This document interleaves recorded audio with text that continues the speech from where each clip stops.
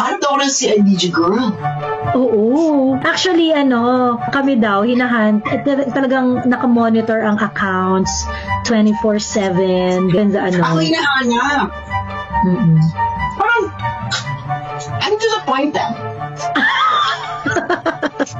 given the Intel funds, talagang hinahanap di pa rin ako sa Pilipinas? I mean, that's stupid. Ibig sabihin yan, Bex.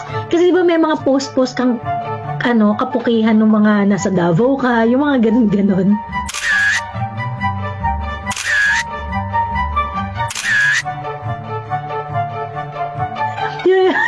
Ibig sabihin, naniniwala sila.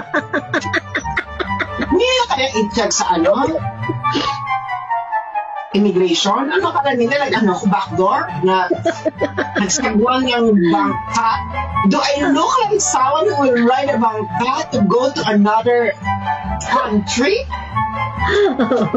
Tapos considering nga natatanga sila, ganyan-ganyan. Pero why go to all my kamag-anak? Parang matanungin ko, nagpunta ka talaga ng Davao.